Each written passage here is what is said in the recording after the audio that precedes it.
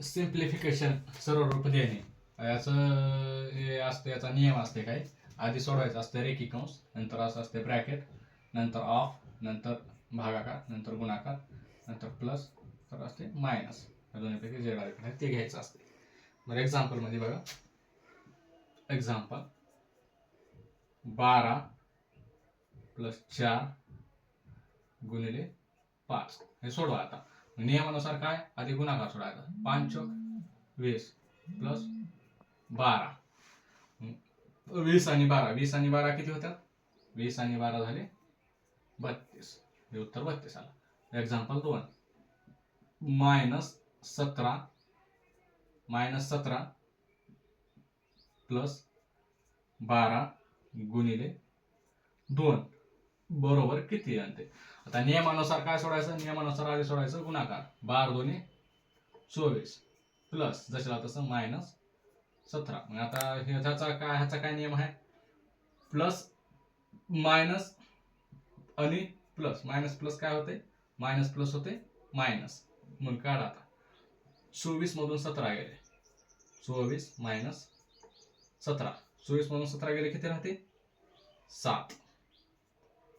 का हे मायनस का केलेलं आहे, मायनस आणि प्लस काय होते मायनस होते, म्हणून 24 मधून 17 गेले किती राहिले 7 राहिले. मग 7 ला चिन्ह कोण्या अंकाचं द्यायचं, चिन्ह द्यायचं मोठ्या अंकाचं. मग मोठ्या अंकाला चिन्ह कोणतं आहे, प्लसचं, म्हणून प्लस प्लस 7 हे झालं उत्तर.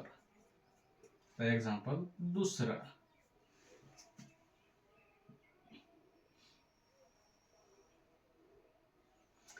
43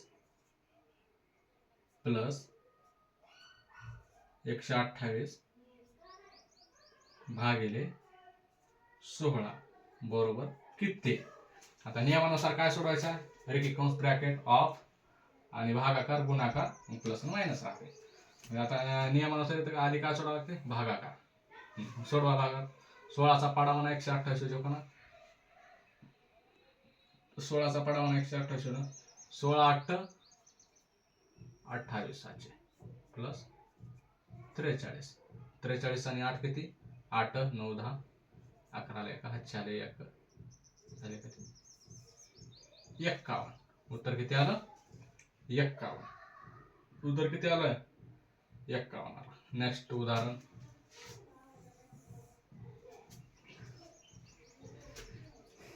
8 प्लस 11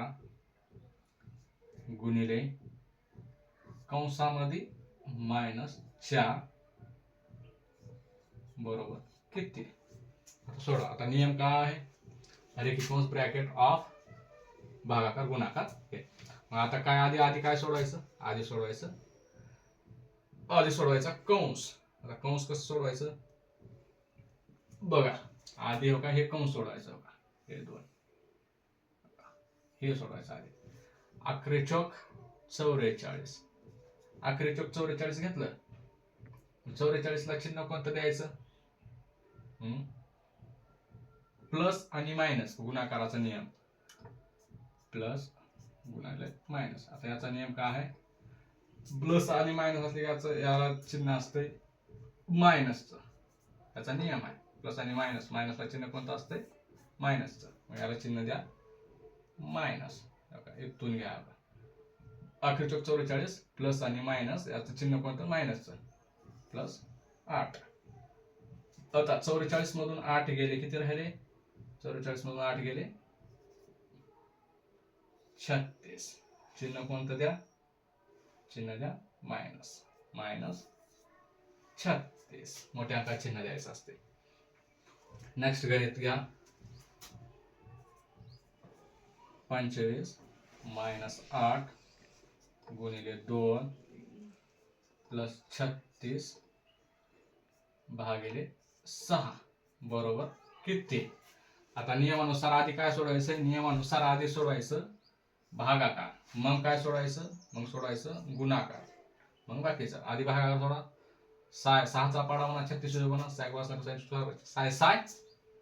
36 प्लस 2 गुणिले 8 मायनस 25. मग आता हे झालं भागाकार झाला. नंतर काय आहे नंतर सोडवायचं गुणाकार.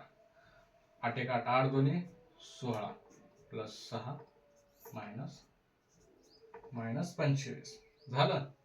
तर मग आता काय करायचं, 25 मधून 16 गेले, 25 मधून 16 गेले, किती राहिले, 25 मधून 16 गेले, इथं राहिले 9, मोठ्या अंकाचे 9, आणि इथे इकडे काय आहे 6, 9 6 किती, 9 6 15, हे आलं आन्सर. आन्सर किती आलं 15.